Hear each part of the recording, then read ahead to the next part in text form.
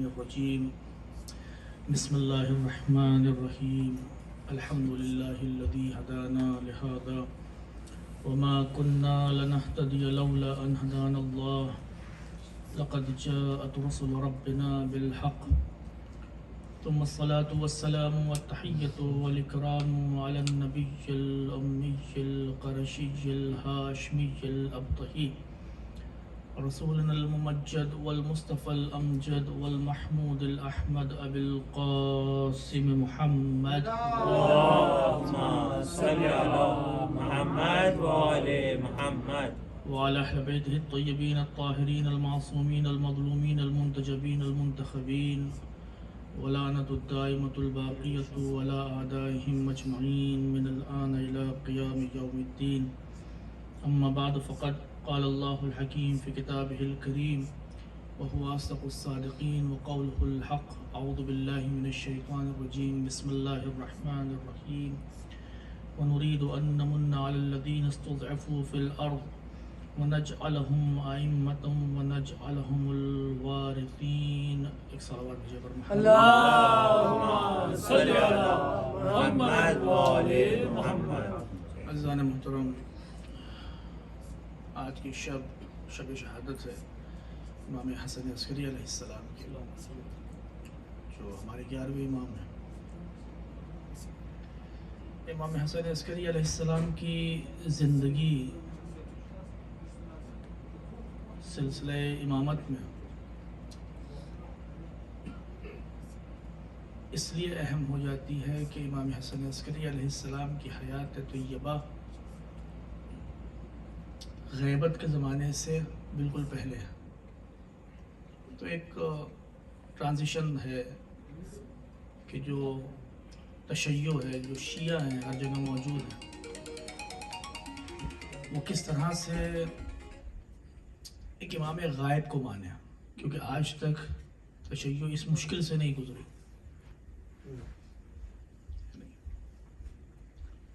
آج تک امام سامنے تھے، مدینے میں تھے، سامرہ میں تھے، کاظمین میں تھے، کوفے میں تھے، الگ الگ جگہوں پہ تھے، لیکن امام تھے. اور جب کوئی شخص ہوتا ہے جس کو ہم دیکھ سکتے ہیں، جس کو ہم فیل کر سکتے ہیں، چاہے اپنے زندگی میں کبھی نہ دیکھا ہو، دوسروں سے سن رکھا ہو، فلاں صاحب کا امام سے ملاقات کر کے آ کے بیان کر دیا کہ ہاں امام سے ملاقات ہوئی ہماری. تو جب انسان اپنی نگاہوں سے کسی چیز کو دیکھ سکتا ہے تو اس کے اوپر ایمان آسان ہو جاتا ہے. اور جب نگاہوں سے کوئی چیز پوشیدہ ہوتی ہے تو ایمان آسان نہیں رہتا، سخت ہو جاتا. پھر وہ پہلی والی بات نہیں ہے. ٹھیک ہے، ہم مانتے ہیں، ہم کہتے ہیں ہاں نہیں ہم ایمان رکھتے ہیں، ہم ایمان رکھتے ہیں، ہم مومن ہیں، ہم مانتے ہیں جتنے بھی غیب کی چیزیں آئی ہیں. اور اللہ کی شرط یہی ہے یؤمنون بالغیب، کہ جو ایمان غیب پر رکھتے ہیں، کیونکہ ایمان کا اصلی امتحان اسی وقت ہے کہ جب ان امور کے متعلق ایمان کو پرکھا جائے جو غیب ہے. ظاہر سی بات ہے کہ اگر پیغمبر وہاں پر موجود ہیں اور نماز پڑھنا تو نماز پڑھیں گے ہم، کیونکہ پیغمبر کو دیکھ رہے ہیں. روزہ رکھ رہے ہیں تو روزہ رکھیں گے ہم. لیکن امتحان اس وقت شروع ہوتا ہے جب غیب کے بارے میں ایمان کی بات آتی ہے. اور سب سے واضح مثال اس کی یہ ہے کہ دین اسلام کا سب سے اساسی، سب سے بنیادی عقیدہ کیا ہے؟ سب سے بنیادی عقیدہ کیا ہے دین اسلام کا؟ توحید. لیکن اللہ غیب ہے، اور جب اللہ غیب ہے تو میں نے عرض کیا کہ ہم کہنے کو تو مانتے ہیں جناب، کیا بات کر رہے ہیں، ہم غیب پر ایمان رکھتے ہیں. لیکن دین اسلام کا سب سے پہلا عقیدہ ہی غیبت کے اوپر ہے. یعنی وہ ذات جو دکھائی نہیں دیتی، جس کو ہم ان آنکھوں سے نہیں دیکھ سکتے. اب اللہ تو کہہ رہا ہے الم تعلم بان اللہ یرا، کیا تم نہیں جانتے اللہ تم کو دیکھ رہا ہے؟ کیا بات عرض کرنے کی کوشش کر رہا ہوں میں آپ کی خدمت میں کہ جب غیب پر ایمان رکھنا ہوتا ہے تو سخت ہو جاتا ہے.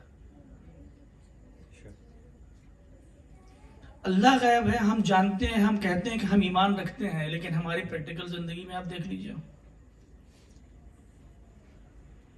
اللہ کہہ رہا ہے علم تعلم بان اللہ یرا، تم نہیں جانتے کہ اللہ تم کو دیکھ رہا ہے ہمیشہ؟ اپنے 24 گھنٹوں میں سے کتنی بار ہم کو یہ احساس ہوتا ہے کہ اللہ ہم کو دیکھ رہا ہے؟ اگر ایک بار بھی ہو جائے تو بڑی بات ہے، اگر ایک بار بھی ہو جائے تو بڑی بات ہے۔ یہ مثال عرض کرتا رہتا ہوں کہ اگر ماں باپ بچوں کو دیکھ رہے ہیں تو بالکل سیدھا بیٹھا رہتا ہے، اگر ماں باپ کی نظر ہٹی تو وہ جلیبی کی طرف سیدھا ہو جاتا ہے۔ کیوں؟ کیونکہ جس کو ہم اپنی آنکھوں سے نہیں دیکھ پاتے اس پر واقعی ایمان لانا اتنا آسان نہیں ہوتا، اس پر واقعی ایمان لانا اتنا آسان۔ ہم کہتے ہیں لا الہ الا اللہ، ہم کہتے ہیں کہ اللہ عالم مطلق، ہم کہتے ہیں اللہ قادر مطلق، ہم کہتے ہیں اللہ سب کچھ دیکھ رہا ہے، اس کو کسی گواہ کی ضرورت نہیں ہے، لیکن ہم اپنی عملی زندگی سے کیا پیش کر رہے ہیں کہ نہیں، ہم مانتے تو ہیں لیکن ہم اس فطرت سے مجبور ہیں کہ جب تک کسی چیز کو دیکھ نہ لیں تب تک پوری طرح سے اپنی عمل، میں یہ نہیں کہوں گا کہ ایمان نہیں لاتے، ورنہ میرا ایمان بھی خطرے میں چلا جائے گا سر، آپ نہیں، ایمان لاتے ہیں لیکن اپنی عملی زندگی میں اس عقیدے کو بسانا سخت ہو جاتا ہے۔ ایسے ہی ہے نا، امام حسن عسکری علیہ السلام کی حیات اس لیے اہم ہے،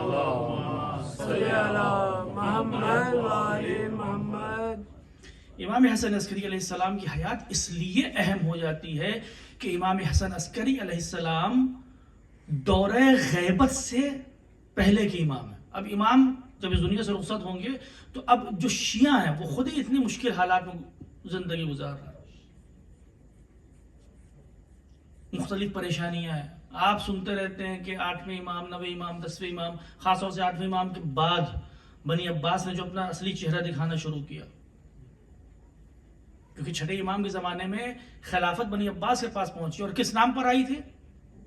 اہل بیت اطہار کے نام پر، کہ ہم حکومت کو چاہتے ہیں اہل بیت اطہار کے لیے، لیکن تو شروع میں تو انہوں نے تھوڑا بہت مدارہ کیا، لیکن 8ویں امام کے بعد جب اصلی چہرہ سامنے آنا شروع ہوا بنی عباس کا تو مظالم کی حد تھی، خود شیعوں کے اوپر بھی اور ائمہ اطہار کے اوپر بھی۔ 7ویں امام 14 سال جیل میں رہے، 8ویں امام نوجوانی میں شہید ہو جاتے، 9ویں امام نوجوانی میں شہید ہو جاتے ہیں، 10ویں امام کی عمر ایسے ہی ہے، وہ بھی ہمیشہ سامرہ میں رہتے ہیں۔ سامرہ کیا ہے؟ جہاں پر ہمارے 10ویں 11ویں امام رہے، سامرہ آج ہم جاتے ہیں وہاں پر وہ فوجی چھاونی تھی بنی عباس کی، یعنی ابھی تک امامت پر نظر رکھی جا رہی تھی جاسوس لگا کر، لیکن امام حسن عسکری علیہ السلام کا زمانہ آتے آتے خلافت اپنے آپ کو اتنا مختار سمجھنے لگی کہ ان کو لگا کہ نہیں، اب ان کو مدینے میں چھوڑنے کی ضرورت نہیں ہے، اب ان پر جاسوس بٹھانے کی ضرورت نہیں ہے، اب ان کو ہم اپنی نظروں کے سامنے رکھیں گے۔ تو سامرہ ایک طرح کا جیل ہے جہاں امام حسن عسکری علیہ السلام کسی سے ملاقات نہیں کر رہے۔ امام حسن عسکری علیہ السلام آپ کو جان کر تعجب ہو شاید اگر نہ معلوم ہو، تنہا امام ہے کہ جنہوں نے سفر حج نہیں کیا، تنہا امام حسن عسکری علیہ السلام سفر حج نہیں کی، اجازت نہیں دی، کیونکہ ایک چھاونی میں لا کر بٹھا دیا گیا کہ صاحب اب یہاں سے آپ نہیں ہل سکتے۔ تو کتنی سختی رہی ہوگی، اور ان تمام بندشوں کے باوجود امام کی ذمہ داری یہ ہے کہ جو شیعہ ابھی موجود ہیں نہ صرف یہ کہ ان کے سوالوں کا جواب دیں، چاہے وہ عقیدتی ہوں، چاہے حکام کے متعلق ہوں، چاہے شریعت کے متعلق ہو، چاہے ان کی روزمرہ کی زندگی کے متعلق ہو، کیونکہ امام صرف ہم کو شرعی سوالوں کا جواب دینے کے لیے امام نہیں ہے، صرف شرعی کہ مولا تیسری چوتھی رکعت میں نماز میں شک ہو جائے، تیسری چوتھی رکعت میں تو ہم کیا کریں گے، البتہ یہ تو ہم کو معلوم بھی ہونا چاہیے، کیونکہ سب سے بڑا شک جو نماز میں ہوتا ہے آج کل کے زمانے میں اور ہمیشہ سے، وہ تیسری اور چوتھی رکعت کی درمیان میں ہوتا ہے۔ علم ہے آپ کو کیا کریں گے؟ نہیں یہی دیکھیے ایک سوال بھیجے پر محمد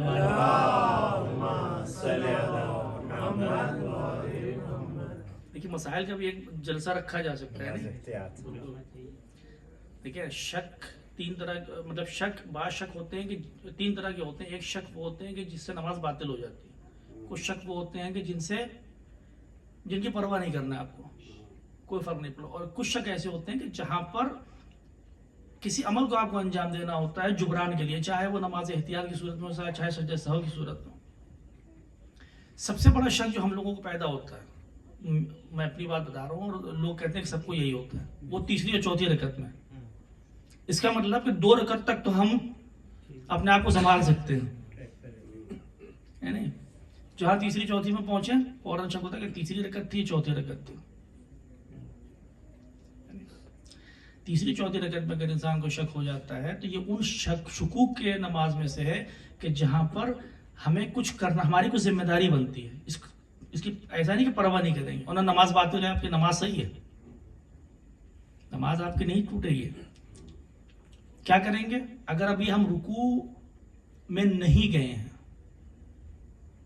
تو ہم بنا رکھیں گے کہ یہ چوتھی رکعت ہے اور بیٹھ جائیں گے, یا سجدے میں دونوں سجدے مکمل کر لیے تب شک ہو رہا ہے تب بھی ہم بنا رکھیں گے یہ چوتھی رکعت ہے اور تشہد اور سلام پڑھ لیں گے. ٹھیک ہے نا. اس کے بعد چونکہ ممکن ہے کہ تیسری رکعت رہی ہو تو ہم نماز کے بعد 1 رکعت نماز احتیاط کھڑے ہو کے, نماز احتیاط کیا ہے, نماز احتیاط پڑھتا ہوں میں تیسری اور چوتھی نماز ظہر کی تیسری اور چوتھی رکعت میں شک کی بنیاد پر واجب قربتاً اللہ, اللہ اکبر اور سورۃ الحمد, صرف سورۃ الحمد, پھر رکوع 2 سجدے تشہد سلام, یہ نماز احتیاط ہم یہ پڑھیں گے. تیسری چوتھی میں اگر شک ہو جاتا ہے تو نہیں تو نماز آپ کی باطل ہے. یہ نہ کہیے کہ ہم دوبارہ پڑھنا شروع کر دیں گے, ضرورت نہیں دوبارہ پڑھ لیں گے. اور ایسا بھی نہیں کہ ہم کہیں گے کہ چلو ہم 3 مانتے ہیں چوتھی پڑھ لیتے ہیں اللہ کو زیادہ ہی پہنچیں گے, ہے نہیں. 4 رکعت پڑھ لیں گے تو اللہ تک زیادہ پہنچیں گے تو اس میں سے 1 کم کر دی جائے گی. بھائی کیا ہے, ایسا نہیں ہے. یہ شریعت کا احکام ہے. ایک سال بعد پر محمد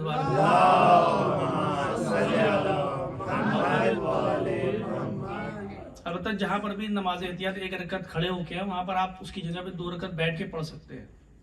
بہرحال یہ مسائل کا جلسہ نہیں ہے لیکن میں نے کہا کہ بیان کرتا چلوں. تو امام حسن عسکری علیہ السلام اس دور میں رہ رہے ہیں کہ جہاں پر آپ ایک قید خانے میں ہیں, ایک فوجی چھاونے کے اندر ہے, آرمی بیس ہے, اور اتنی سختیوں میں کہ امام کو کہیں جانے کی اجازت نہیں ہے. ایسا بھی نہیں کہ خلفائے وقت امام کو سفر حج پر جانے کی اجازت دیتے ہو, نہیں. اکیلے تنہا امام, اکیلے اور تنہا امام ہے کہ جو حج پر نہیں گئے, سفر حج پہ نہیں گئے, مدینے نہیں گئے واپس. تو اتنی سختیوں میں اتنی بندشوں میں رہ رہے ہیں. اور میں نے جیسا کہ عرض کیا کہ سب سے سخت یہ ہوتا ہے کہ ہم غیب پر ایمان رکھیں, اور امام حسن عسکری علیہ السلام کا دور وہ ہے کہ جہاں سے غیبت شروع ہو رہی ہے.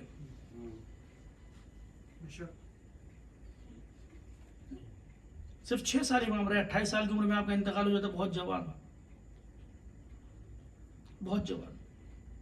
اور اس دوران میں امام حسن عسکری علیہ السلام نہ صرف یہ کہ ان تمام ائمہ جو آج تک تمام ائمہ کرتے آئے ہیں کہ اپنے شیعوں کی ہدایت کریں, مسلمانوں کی ہدایت کریں, لوگوں کی ہدایت کریں, لوگوں کے سوالوں کے جواب دیں, وہ تو ہے ہی. اس کے ساتھ امام حسن عسکری علیہ السلام کی ایک اور ذمہ داری ہے کہ شیعوں کو تیار کرے غیبت کے لیے.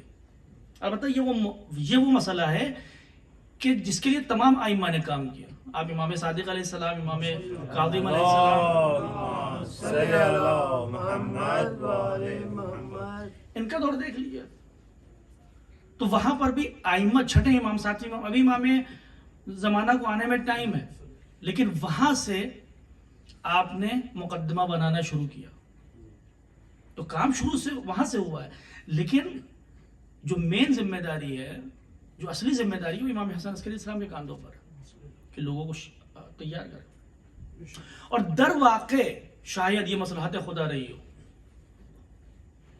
کیونکہ میں نے عرض کیا امام حسن عسکری علیہ السلام ایک ایسے مقام پر ہیں جہاں پر لوگوں سے کوئی تعلق نہیں ہے، آپ کا کوئی رابطہ نہیں ہے، کوئی شیعہ آپ سے آ کے نہیں ملتا، آپ شیعوں سے نہیں ملتا، کسی کو اجازت نہیں امام کو دیکھنے کی، کوئی باہر سے آ کے نہیں مل سکتا. تو در واقع یہ حکمت الہی تھی کہ آخری رہبر، آخری امام کے آنے سے پہلے والا امام بھی ایک طرح سے پردہ غیبت میں تھا. ہم جانتے ہیں ہمارا امام سامرہ میں بیٹھا ہوا، لیکن ہم نہ کبھی اس کو دیکھ رہے ہیں نہ اس سے ملاقات کر رہے ہیں. تو ایک مقدمہ تھا 12ویں امام کے لیے، خود آپ کی زندگی بھی، کہ لوگ منقطع امام حسن عسکری علیہ السلام سے. لیکن اس کے باوجود عزیزان محترم، جو چیز ہم کو امام حسن عسکری علیہ السلام سے سیکھنے کو ملتی ہے وہ یہ کہ اللہ جب حکم دیتا ہے کسی کام کو کرنے کے لیے تو پھر اس کے بعد ایک مومن ہونے کے اعتبار سے ہمارے لیے یہ زیبا نہیں ہے کہ ہم اللہ کے سامنے عذر پیش کریں. سبحان اللہ. جس آیت کی تلاوت میں نے کی جس میں پروردگار عالم ارشاد فرما رہا ہے کہ ہم نے ارادہ یہ کیا نرید ان نمن علی الذین استضعفوا فی الارض، کہ جو لوگ مستضعف ہیں، مستضعف کسے بولتے ہیں؟ کہ جن کو ضعیف کر دیا گیا ہے، نہیں، جن کو کمزور بنا دیا گیا ہے. سماج کا ایک بڑا طبقہ ایسا ہے، ان میں استعداد ہے، ایسا نہیں ہے کہ وہ ڈسیبل پیپل ہوں، نہیں، انٹلیکچوئل ہوں گے ان کے درمیان میں، لیکن ان کو مستضعف بنا دیا گیا، ان کو کمزور بنا دیا گیا. تو بتائیے آیت خود بنی اسرائیل کے بارے میں، کیونکہ بنی اسرائیل کو کس طرح سے فرعون رکھتا تھا؟ غلاموں کی طرح. ان کو کوئی رائٹس نہیں تھے، ان کو کوئی اجازت نہیں تھی، کوئی بھی ان کے پاس رائٹ نہیں تھا. اس لیے اللہ نے ان کو مستضعف کہا، کیونکہ ان کو انسان نہیں سمجھا جاتا تھا. تو اللہ نے ان کے بارے میں فرمایا کہ جو مستضعف ہیں ان کے بارے میں اللہ نے ارادہ کیا ہے کہ ہم ان کو زمین کا وارث بنائیں، اس خطے کا جہاں پر وہ رہتے تھے. لیکن فرق یہی ہے لوگوں میں، ان لوگوں میں کہ جو خود مستضعف ہیں، اور امام میں، کہ وہاں پر بنی اسرائیل مستضعف تھے اور اس استضعاف کو انہوں نے، اس کمزوری کو قبول کر لیا تھا. بنی اسرائیل کیا کر رہے تھے؟ بنی اسرائیل کہہ رہے تھے کہ صاحب ٹھیک ہے فرعون کہتا ہے کہ یہ کام کرو، ہم کریں گے. بنی اسرائیل کہتے تھے کہ ٹھیک ہے فرعون نے یہ حکم دیا ہے، بجا لائیں گے، کوئی مسئلہ نہیں ہے، کیونکہ اگر ہم نے کچھ بولا تو کیا ہوگا؟ مار دیا جائے گا. تو انہوں نے ایکسپٹ کر لیا تھا. لیکن اللہ کا جو نمائندہ تھا کون تھا؟ جناب موسیٰ علیہ السلام. کس قوم کے لیے؟ ایک ایسی قوم کے لیے جو مستضعف ہے. جب اللہ کا نمائندہ آیا تو پھر وہ خاموش نہیں بیٹھا، اس نے اس مستضعف قوم کی نمائندگی کرتے ہوئے دربار فرعون میں آ کے للکارا، فرعون کو چیلنج کیا. اور نتیجہ کیا ہوا کہ موسیٰ تمام قوم کے ساتھ نکل گئے، تمام قوم کو نجات دے دی. اور ڈوبا کون؟ وہ ڈوبا کہ جو اپنے آپ کو حاکم سمجھتا تھا، وہ ڈوبا جو اپنے آپ کو قادر سمجھتا تھا، وہ ڈوبا جو سوچتا تھا کہ اس کا کوئی بھی بال باقا نہیں کر سکتا. تو جب قوم مستضعف ہوتی ہے، قوم کی خاصیت یہ ہوتی ہے کہ وہ اس کمزوری کو قبول کر لیتی ہے. قوم کی خاصیت یہ ہوتی ہے. دوسرے لفظوں میں کہوں، ہماری خاصیت یہ ہے کہ ہم بہت سی چیزوں کو قبول کر لیتے ہیں زندگی میں اپنے، کیونکہ ہم مستضعف ہیں، ہم نے مان لیا.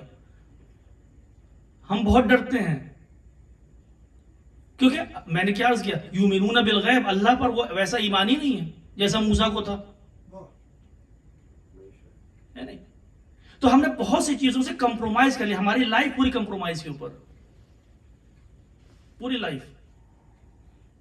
آج بھی مثال کے طور پر، آج روز مرہ کی مثال میں دے دوں، فلسطین کے مقابلے میں اگر ہمیں بولنا ہو تو سوچتے ہیں کہ صاحب اگر نان امیگرینٹ ہیں, ابھی پیپر ورک پورا نہیں تو کہتے ہیں کہ پھنس جائیں گے اس میں.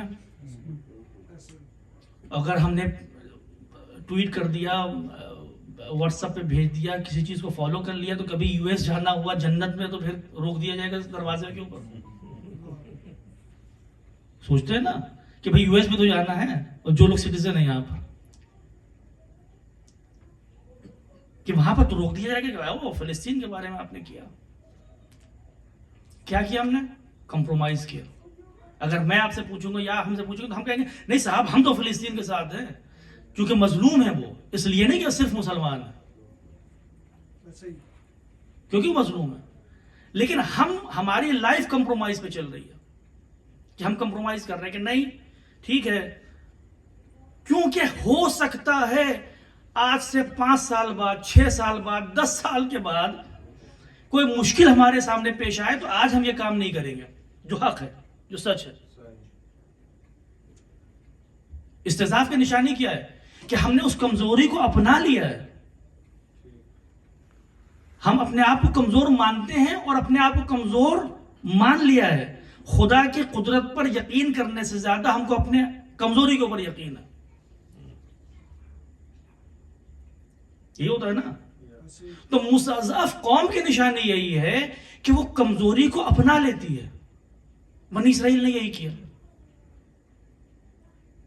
کہ موسیٰ کہہ رہا ہے کہ تمہارے یذبحون ابناءہم, میں کئی بار عرض کر چکا, ان کے بچوں کو ذبح کر دیتا تھا فرعون ان کے سامنے. وَيَسْتَحْيُونَ نِسَاءَهُمْ, قرآن کی آیت ہے. آپ یہ بھی نہیں کہیے کہ کون سی تاریخ کی کتاب میں آپ نے پڑھا, ہو سکتا ہے کہ غلط ہو, سلسلہ سند جناب موسیٰ تک نہ ملتا ہو.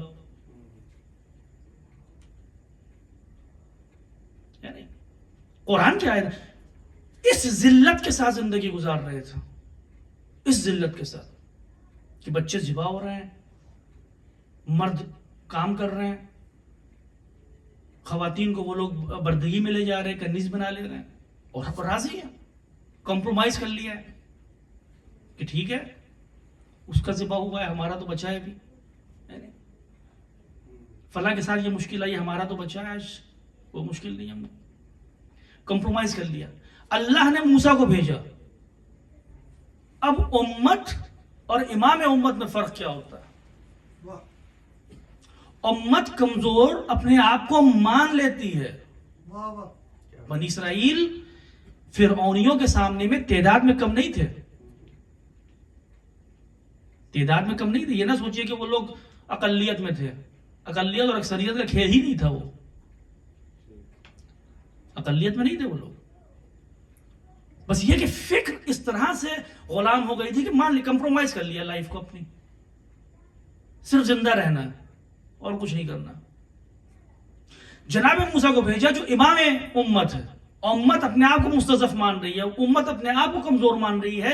امام امت جب آیا تو پھر امام امت کہہ رہا ہے کہ نہیں, ہم اس کمزوری کو قبول نہیں کریں گے. ہیہات من الذلہ. محمد و اہل بیت محمد بلندتر صلوات. ہیہات من الذلہ. اور یہی آواز تو امام حسین نے بھی دی نا, کہ تم خاموش ہو کہ تخت پر وہ بیٹھا ہے کہ جو شراب خور ہے, تم خاموش ہو کہ تخت پر وہ بیٹھا ہے کہ جو زانی ہے, تم خاموش ہو کیونکہ تخت پہ وہ بیٹھا ہے کہ جو زنا زادہ ہے. لیکن الہیہات من الذلہ, حسین کبھی کمزور نہیں ہوتا, بلکہ لفظوں کو یوں بدل دوں کہ حسینیت کبھی کمزور نہیں ہوتی. اگر تم حسین کے ماننے والے ہو تو چاہے 72 ہو اور سامنے ہزاروں کا مجمع ہو, لیکن اگر حسین ہیہات من الذلہ کہہ رہا تو تم بھی یہی کہتے ہوئے نظر آؤ. تو امت اور امام امت کا فرق یہی ہوتا ہے کہ اگر امت بغیر امام کے ہو تو غلام ہوتی ہے,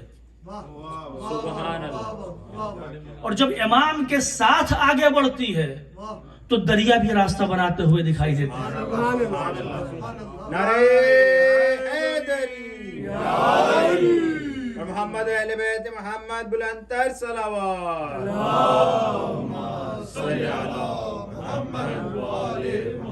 اور اسی لیے ضروری ہو جاتا ہے کہ امام امت وہ ہو کہ جو خود اپنے آپ کو مستضعف نہ سمجھتا ہو, جو خود اپنے آپ کو کمزور نہ سمجھتا ہو، جو خود اپنے آپ کو اس بات کے لیے تیار نہ کرے کہ جو حالات ہو جائیں ہم اس سے کمپرومائز کر لیں گے. اسی لیے امت کا امام وہ ہونا چاہیے کہ جس کو اللہ نے بھیجا ہو. کیونکہ امت جب اپنے درمیان سے ایک کو امام بناتی ہے تو وہ جو انسان امام بنا ہے وہ بھی اسی کمزور امت کا حصہ تھا، تو نمائندگی بھی کمزور ہوگی.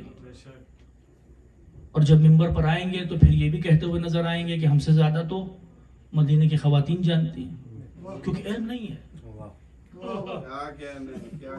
کیونکہ علم نہیں ہے، کیونکہ وہ ایمان نہیں ہے، کیونکہ وہ حوصلہ نہیں ہے،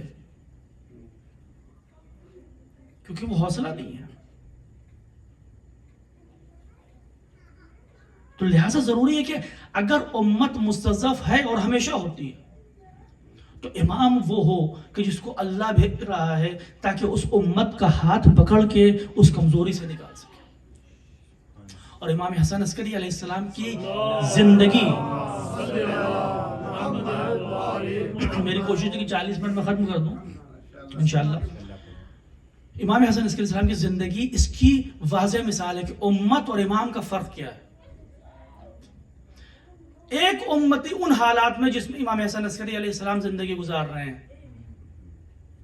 ان حالات میں کہ سامرہ میں ہیں، چاروں طرف فوجیوں کا پہرا ہے، کوئی امام کے پاس جا رہا ہے، یہاں تک کہ جو سبزی بیچنے والے جاتے تھے ان کی تلاشی ہوتی تھی، جو سامان بیچنے جاتے تھے ان کی تلاشی ہوتی تھی. شیعہ اسی طرح سے امام سے رابطہ کرتے تھے، فلاں چیز بیچنے گئے تو اس میں ایک لیٹر دے دیا، وہاں سے امام سے لیٹر لے لیا، اس طرح سے رابطہ ہوتا تھا. ان حالات میں اگر ایک امتی ہوتا تو یہ کہتا کہ خدایا اب تو کوئی راستہ ہی نہیں بچا، مجبور ہو گئے. ماہ رمضان میں البتہ ایسا آپ کے ساتھ نہیں ہوتا، لیکن بعض افراد ایسے ہوتے ہیں کہ ذرا سا چھینک آئی اور کہا کہ مریض ہیں، گرمی زیادہ ہو رہی ہے، چھینک آ گئی، کہا کہ یا اللہ آج تو مریض ہیں، مریض پہ سے روزہ ساقط ہے. یہ کرتے ہیں نا، کیوں؟ کیونکہ امتی ہیں، کیونکہ کمزور ہیں، کیونکہ مستضعف ہیں. اگر ایک امتی ان حالات میں ہوتا جس میں امام حسن عسکری علیہ السلام تھے تو کہتے پروردگار تو نے امام تو بنایا ہے، ٹھیک ہے، لیکن حالات ہی نہیں ہیں. چاروں طرف تو فوجی ہیں، کسی سے بات نہیں کر سکتے، ممبر پر نہیں جا سکتے، مسجد میں نہیں جا سکتے، حج پہ نہیں جانے دیا جاتا، تو آخر ہم تبلیغ کریں تو کیسے کریں؟ یہی ہوتا نا کہ بھائی تبلیغ کرنا ہے، دین پھیلانا ہے تو کم سے کم مسجد تو جانے دو. جب تک مجلس نہیں پڑھیں گے تب تک تبلیغ کیسے ہوگی؟ جب تک مدرسہ نہیں کھولیں گے اور بچوں کو نہیں بٹھائیں گے، تب جب تک بلیک بورڈ نہیں ہوگا، آج کل کے زمانے میں کمپیوٹر نہیں ہوگا، ٹیبلٹ بچوں کے ہاتھ، کیسے ہوگا؟ یا اللہ کیسے ہو جائے گا؟ نہیں ہو پاتا ہے. یا اللہ ہم تو معذور ہیں، ہم تو مریض ہیں، آج روزہ نہیں رکھیں گے. حالت یہی ہوتی. ہم اپنی روزمرہ کی زندگی میں دیکھ لیجئے، جو پاکستان کے نہیں معلوم، ہندوستان میں تو ماشاءاللہ آج کل حالات ماشاءاللہ البتہ استہزاء تھا، مسلمانوں کے حالات بہت خراب ہیں. اور بہت سے افراد اب اسی وجہ سے بہت سی عبادتوں کو انجام ہی نہیں دیتے کہ بھائی خطرہ ہے، کینیڈا میں رہتے ہوئے خطرہ ہے. تو بھائی ہر جگہ خطرہ ہے تو امان میں کہاں پر ہے؟ ہر جگہ خطرہ ہے، اللہ کی زمین ہے اور اللہ کے فرامین پر عمل کرنے کے لیے اب ہم کو ہر جگہ خطرہ محسوس ہو رہا ہے. تو اگر ہم جیسا انسان وہاں سامرہ میں ہوتا امام حسن عسکری علیہ السلام کی جگہ پہ تو یہی کہتا ہوا نظر آتا کہ یا اللہ مجبور ہے، کچھ نہیں کر سکتا، کچھ نہیں کر سکتا. خمس نکالنا ہے، یا اللہ اتنا تو قرض ہے پہلے سے میرے پر، وہ گاڑی کی قسط دینا ہے، گھر کی قسط دینا ہے، وہاں کا انشورنس دینا ہے، فلاں بچوں کی فیس دینا ہے. اور اس کے بعد لسٹ میں ایک چیز اور بڑھا لیتے ہیں کہ سمر ویکیشن پہ بھی جانا ہے فیملی کو لے کر. اللہ یہ نہیں کہہ رہا ہے. اللہ کہہ رہا ہے خمس دو جو کچھ بچ جائے. نہیں, وہ یہ نہیں کہہ رہا کہ تم اپنی گاڑی کی قسط نہ دو, نہیں دو, گھر کی قسط نہ دو. لیکن اگر آخر میں $1 بھی بچ رہا ہے تو پھر بی بی شتیتہ کا واقعہ آپ کو سنا ہوا ہے نا, 1 درہم. تو بی بی شتیتہ وہ خاتون تھی کہ جو بہانے نہیں تلاشتی تھی. اس کا اجر کیا ہوا کہ آج آپ امام رضا علیہ السلام کی زیارت کے لیے جاتے ہو تو بی بی شتیتہ کی فاتحہ پڑھنے جاتے ہیں. ایک مومنہ عام انسان. تو اگر انسان اس اپنے استضعاف کی حدوں سے باہر نکل کے ایک مرتبہ صرف اللہ کے لیے کام کرے تو اللہ اس کو اجر دیتا ہے.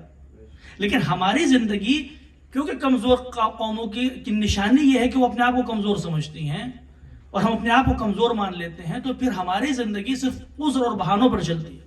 مولا یہ نہیں ہو پایا, اب کی بار یہ نہیں ہو سکتا, اب کی بار وہ نہیں ہو سکتی, تمام چیزیں. لیکن امام حسن عسکری علیہ السلام اس ماحول میں رہتے ہوئے کہ جہاں کوئی امام کا دوست نہیں ہے, وہاں پر آ کے پوری قوم تشیع کو چلا رہے ہیں. البتہ یہ تو میں صرف ظاہری لفظوں میں کہہ رہا ہوں, جو کائنات چل رہی ہے امام کی وجہ سے چل رہی ہے.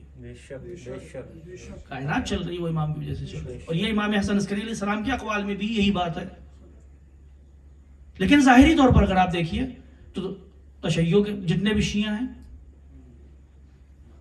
جتنے بھی مالی امور ہیں, خمس و زکوٰۃ کا پیسہ آ رہا ہے, جو بھی آ رہا ہے وہ امام اس کو بہرحال مینیج کر رہے ہیں, سوالوں کے جواب دے رہے ہیں, اور اس کے ساتھ ساتھ شیعوں کو آمادہ کر رہے ہیں غیبت کے لیے.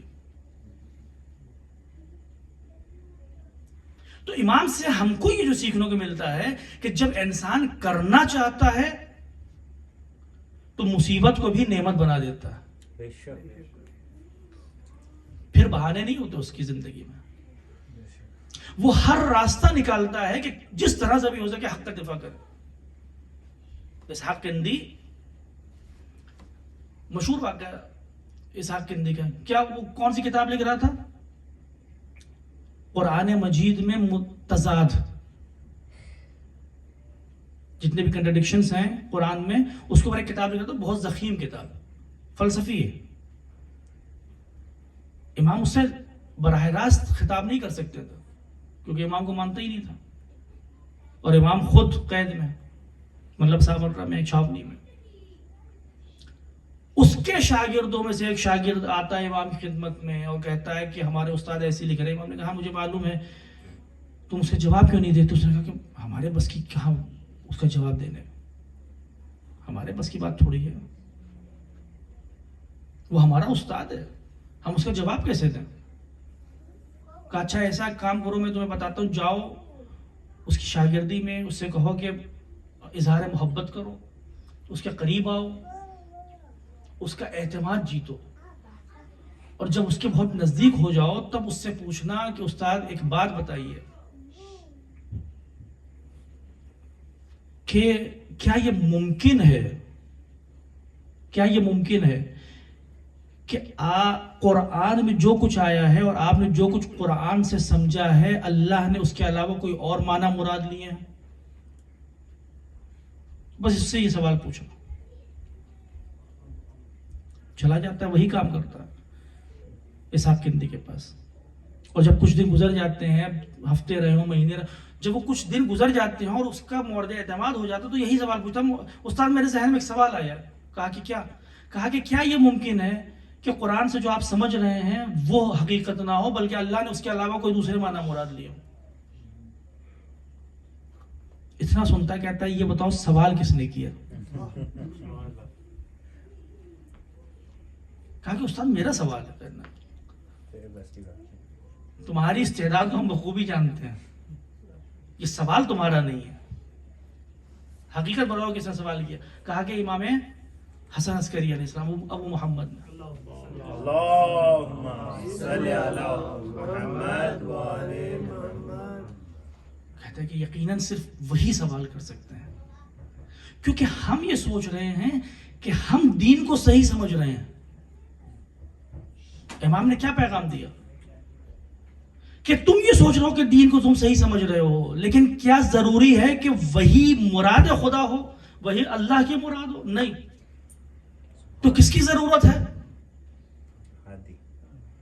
اس کی ضرورت ہے کہ جو وہ معنی بتا سکے جو مراد پروردگار ہو.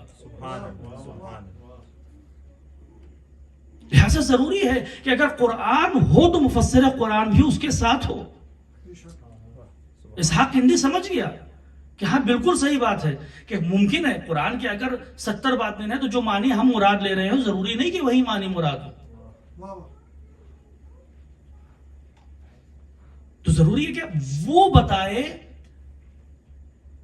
کہ جو اس بات سے آگاہ ہو کہ اللہ نے کیا کہا. لہذا امام کی ضرورت ہے اسحاق ہندی کو پیغام پہنچایا امام نے. تو امام ان تمام بندشوں کے باوجود قرآن کی بھی حفاظت فرما رہے ہیں، شریعت کی بھی حفاظت فرما رہے ہیں. اور یہی سیکھنے کی ضرورت ہے ہم کو کہ چاہے حالات جو بھی ہوں، اگر امام امت ہے، اگر امام امت ہے تو اپنے آپ کو مستضعف نہ سمجھو. مستضعف وہ قومیں ہوتی ہیں جن کے پاس امام نہیں ہوتا. اور پھر وہی بات آ جاتی ہے، اگر یؤمنون بالغیب، اگر غیب پر ایمان رکھتے ہو اور مانتے ہو کہ ہمارا 12واں ہادی زندہ ہے، 12واں ہادی زندہ ہے، تو کبھی اپنے آپ کو مستضعف نہ سمجھو. کبھی یہ نہ سمجھو کہ ہم کمزور ہیں، کبھی یہ نہ سمجھو کہ ہم کمزور ہیں اور ہم کمزور ہی رہیں گے. کمپرومائز کر لیں لائف کے ساتھ کیونکہ ہمارے بس میں کچھ نہیں ہے. نہیں، ہمارے بس میں سب کچھ ہے کیونکہ ہمارے زمانے کا موسیٰ زندہ ہے نجات دینے کے لیے. برائے شنود امام زمان علیہ السلام بلند تر صلوات.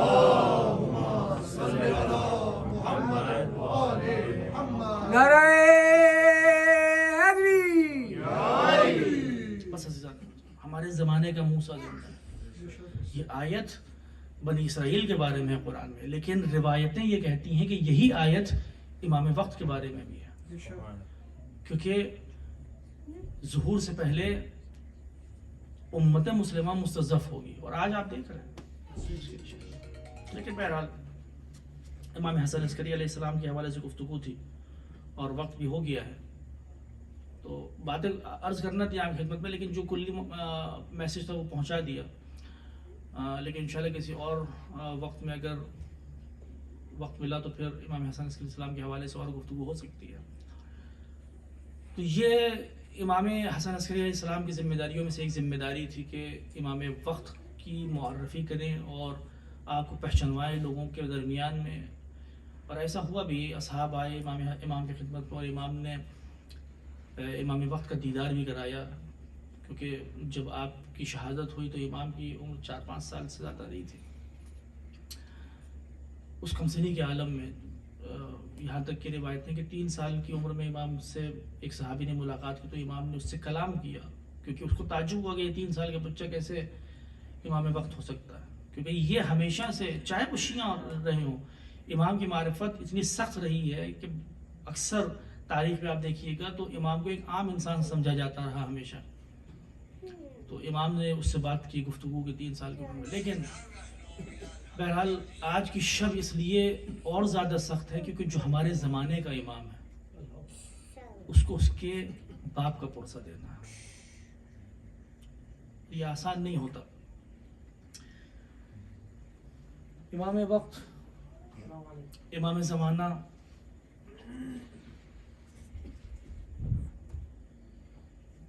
ظاہر سی بات ہے کہ ہر امام کو، بلکہ یوں کہوں کہ ہر باپ کو اپنے بیٹے سے بہت محبت ہوتی ہے اور اس کی کوشش یہ ہوتی ہے کہ چاہے کچھ بھی ہو جائے بچوں پر آنچ نہ آئے. امام حسن عسکری علیہ السلام اس ماحول میں رہ رہے ہیں کہ جہاں پر سب دشمن ہیں اور جانتے ہیں کہ تلاش اس کی جاری ہے کہ جو 12واں ہادی ہے.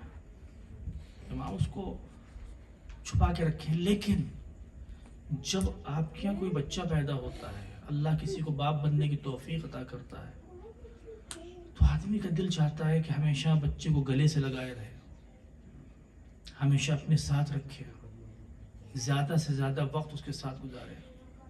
لیکن امام کتنے مظلوم ہیں کہ امام کے گھر میں ولادت ہوتی ہے لیکن امام خوشی کا اظہار بھی نہیں کر سکتا. امام لوگوں کے درمیان میں خوشی کا اظہار نہیں کر سکتا. امام اپنے بیٹے کو گلے سے نہیں لگا سکتا. امام اپنے بیٹے کے ساتھ لوگوں کے درمیان میں نہیں جا سکتا. امام مجبور ہیں کہ اپنے بیٹے کو چھپا کے رکھیں، اپنے بیٹے کو چھپا کے رکھیں. اور وہ وقت آتا ہے کہ جب معتمد کے حکم پر امام حسن عسکری علیہ السلام کو زہر دے دیا جاتا ہے. کچھ دن تڑپتے رہتے ہیں اس زہر کے اثر سے. امام حسن عسکری علیہ السلام بستر علالت پر رہتے ہیں. اصحاب آتے ہیں، اصحاب ملاقات کے لیے آتے ہیں، افراد ملاقات کے لیے آتے ہیں، لیکن امام وقت وہاں پر موجود نہیں ہے. باپ اس دنیا سے جا رہا ہے، اس کی آخری خواہش کیا ہوگی؟ اس کی آخری خواہش یہ ہوگی کہ بیٹا اس کے سامنے رہے، اس کی نظروں کے سامنے رہے. مولا کائنات جب بستر شہادت پہ تھے تو آپ کو معلوم ہے کہ ایک طرف حسن ہوا کرتے تھے، ایک طرف حسین ہوا کرتے تھے. زینب ام کلثوم رہتی تھی مولا کائنات کے ساتھ. لیکن امام حسن عسکری علیہ السلام کی مصیبت یہ ہے کہ بیٹا تو ہے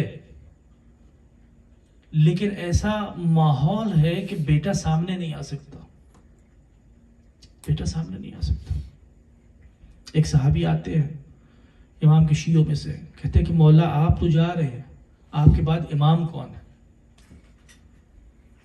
اپنے بعض اصحاب کو امام سے ملاقات کروائی. امام نے کہا کہ جاؤ فلاں کمرے میں جاؤ، وہاں پر ایک بچہ ہوگا، وہ تمہارا وقت کا امام ہے.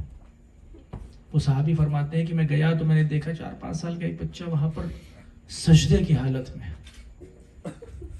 سجدے کی حالت میں.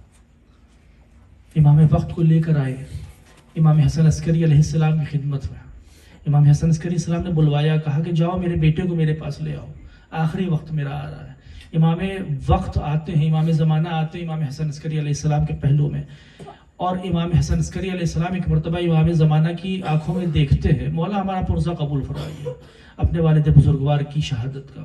ایک مرتبہ امام حسن عسکری علیہ السلام امام زمانہ کی آنکھوں میں دیکھتے ہیں اور فرماتے ہیں کہ بیٹا اب آخری وقت آ گیا ہے میرا، لیکن میں چاہتا ہوں کہ جانے سے پہلے ایک گلاس پانی تمہارے ہاتھوں سے پی لوں، کیونکہ سینے میں بہت درد ہو رہا ہے. زہر کی شدت ہے نا، زہر کی شدت ہے. صحابی فرماتے ہیں کہ میں نے دیکھا کہ امام وہ چھوٹا سا بچہ امام وقت چاہتے ہیں ایک گلاس میں پانی لے کر آتے ہیں، اپنے باپ کو سہارا دیتے ہیں. امام حسن عسکری علیہ السلام پانی پیتے ہیں، امام زمانہ پانی پلاتے ہیں، اور اس کے بعد امام حسن عسکری علیہ السلام لیٹ جاتے ہیں اور آپ کی شہادت ہو جاتی ہے. اللہ اکبر، اللہ اکبر. میں سمجھ سکتا ہوں کہ بہت سخت رہا ہوگا وہ مرحلہ، نہیں وہ مرحلہ بہت سخت رہا ہوگا کہ جب باپ بیٹے کے ہاتھوں سے پانی پی رہا ہے کیونکہ آخری بار دیکھ رہا ہے. لیکن مولا میں جانتا ہوں کہ باپ کا پرسہ ہے، لیکن میں یہ بھی جانتا ہوں کہ امام زمانہ نے خود فرمایا کہ اگر آج امام زمانہ کسی چیز کا انتظار کر رہے ہیں تو وہ صرف اور صرف قاتلین حسین سے بدلہ لینے کا انتظار کر رہے ہیں. وَلَابْكِيَنَّ عَلَيْكَ بَدَلْ دُمُوعِ دَمَا، اے میرے جد امجد میں آپ پر خون کے آنسو رہوں گا. میں کہوں گا مولا بہت غریب الوطن تھے آپ، بہت غریب، چھاونی میں رہ رہے تھے آپ، ایسی جگہ پہ تھے کہ جہاں پر صرف دشمن تھے. لیکن اللہ کا شکر ہے کہ جب آپ کو پیاس لگی تو بیٹا پانی لے کر آ گیا. جب آپ کو پیاس کا غلبہ ہوا تو بیٹا پانی لے کر آ گیا. وہاں پر کوئی نہیں تھا کہ جو بیٹے کے ہاتھ سے پانی گرا دے، وہاں پر کوئی نہیں تھا کہ جو یہ کہے کہ آپ پانی نہیں پلا سکتے، آپ امام حسن عسکری علیہ السلام کو پانی نہیں پلا سکتے. اللہ اکبر. میں کیا کہوں اس سکینہ کا، اس سکینہ کے بارے میں کیا کہوں کہ جب شمر پانی بانٹ رہا تھا نا، جب شمر پانی بانٹ رہا تھا تو یہ بچی دھیرے دھیرے شمر کے پیچھے پیچھے چل رہی ہے. جب شمر پانی بانٹ چکا تو سکینہ صرف ایک سوال کرتی ہیں کہ اے شمر یہ بتا دے کہ تو نے میرے بابا کو پانی پلایا تھا یا نہیں. اور ایک مرتبہ شمر باقی بچا ہوا پانی زمین پر گرا دیتا ہے, کہتا ہے کہ اے سکینہ, ارے تیرا باپ آخر تک ایک گھونٹ پانی مانگتا رہا لیکن میں نے اس کو پانی نہ دیا. میں کہوں گا مولا امام حسن عسکری علیہ السلام, ارے اللہ کا شکر ہے کہ آپ پیاسے تھے, امام وقت کے ہاتھوں سے پانی مل گیا. لیکن کوئی سکینہ کے دل سے پوچھے کہ جس کا باپ ایڑیاں رگڑتے ہوئے زمین کربلا پر شہید کر دیا گیا اور بعد میں بچی کو بتایا جا رہا ہے کہ حسین کو ایک گھونٹ بھی پانی کا نہ ملا. الا لعنت اللہ علی القوم الظالمین سیعلم الذین ظلموا ای منقلب ینقلبون. ماتم حسین.